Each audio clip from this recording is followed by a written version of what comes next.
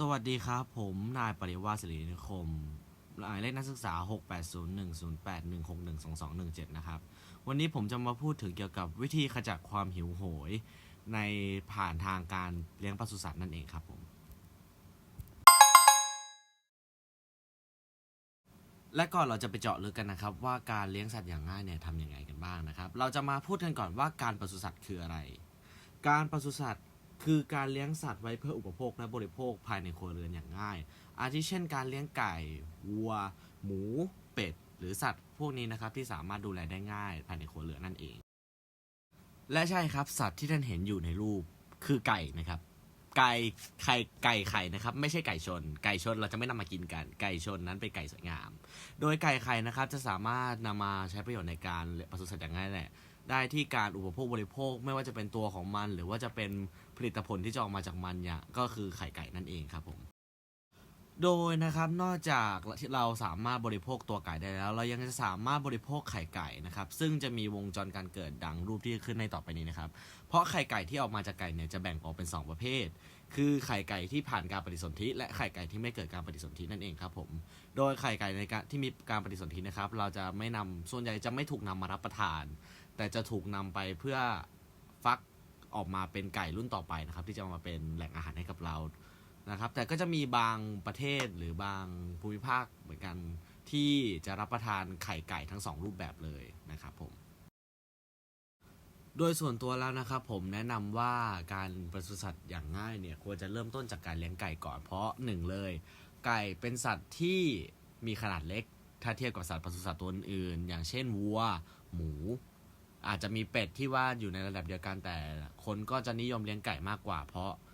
ไก่มันค่อนข้างมีความดุร้ายน้อยกว่านะครับผมโดยไก่เนี่ยนอกจากจะสามารถบริโภคตัวของไก่เองได้แล้วยังสามารถรับประทานไข่ไก่ได้ซึ่งมี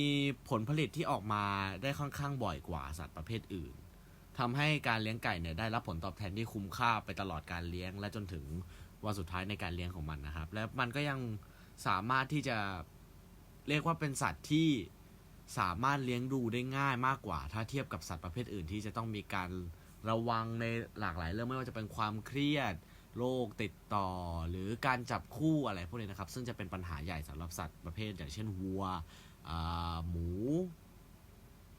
ก็สัตว์ปศุสัตว์ง่ายๆที่เราเลี้ยงกันก็มีกันอยู่แค่นี้แหละครับผมก็เลยเทียบอะไรได้เยอะไม่มากนะครับโอเคครับหลังจากที่เราอธิบายเรื่องการปศุสัตว์อย่างง่ายไปแล้วเนี่ยเราจะมาพูดถึงเหตุผลกันนะครับที่ว่าทำไมผมถึงแนะนำให้การเลี้ยงปศุสัตว์อย่างง่ายเนี่ยจะสามารถช่วยขจัดความหิวของเราได้นะครับเพราะถ้าอิงจากหลักการเศรษฐกิจพอเพียงนะครับผมเราจะเห็นว่า30%ในการทำนาข้าว30%ในการขุดสระกักเก็บน้ำไว้ใช้เนี่ยแล้วก็30%ในการปลูกพืชผักสวนครัวและเลี้ยงสัตว์เนี่ยทั้ง3อย่างเนี้ยถ้าเกิดเรามามองกันดูจริงๆแล้วสามารถเอาปศุสัตว์ที่เรามีนะครับไม่ว่าจะเป็นหมูไก่หรือวัวนะครับไปใช้งานในการใช้ทำงานร่วมได้ในการทำนาข้าวนะครับจะต้องมีการใช้ปุ๋ยซึ่งปุ๋ยมูลส่วนใหญ่เนี่ยก็จะนำมาจากสัตว์ประเภทวัวเป็ดไก่เพราะว่าสัตว์พวกนี้นะครับกิน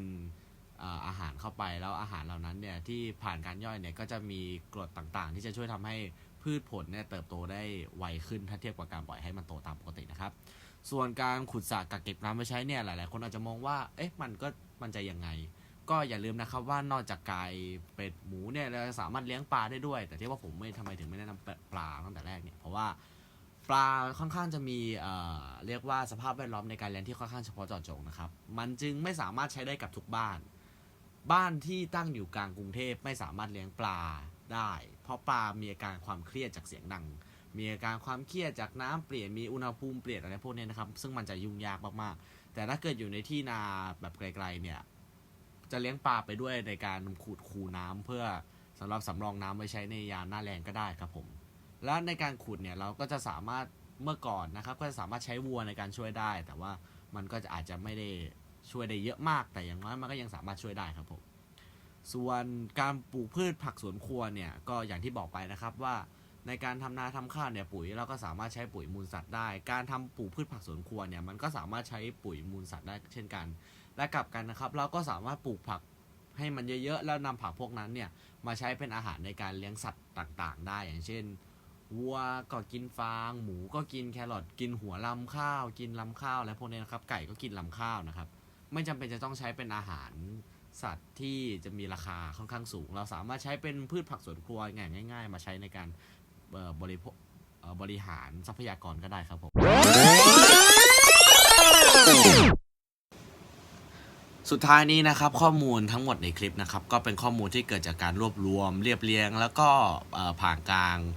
พิจารณาโดยตัวผมเองนะครับก็อาจจะมีข้อมูลบางส่วนที่ผิดไปได้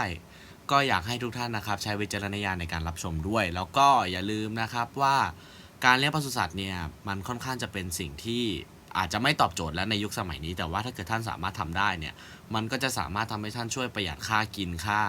อาหารไปได้ค่อนข้างที่จะสูงมากครับแต่ก็จะแลกกับความสะดวกสบายที่ลดน้อยลงเพราะก็ต้องยอมรับนะครับว่าสำหรับหลากหลายคนเนี่ยที่เลี้ยงไก่เลี้ยงหมูเลี้ยงวัวเนี่ยก็ค่อนข้างจะบ่นกันเป็นเสียงเดียวกันเลยว่าขี้เหม็นมาก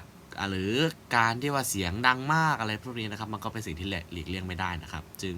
อยากให้ทุกท่านนะครับพิจารณาไว้ด้วยนะครับผมครับสุดท้ายนี้นะครับก็ฝากทุกท่านนะครับนำข้อมูลที่ได้มาไปปรับใช้กันอย่างมีวิจารณญาณนะครับซึ่งผมก็น่าจะพูดไปแล้วรอบหนึ่งนะ ก็ยังไงก็วันนี้ขอตัวลาไปก่อนนะครับสวัสดีครับ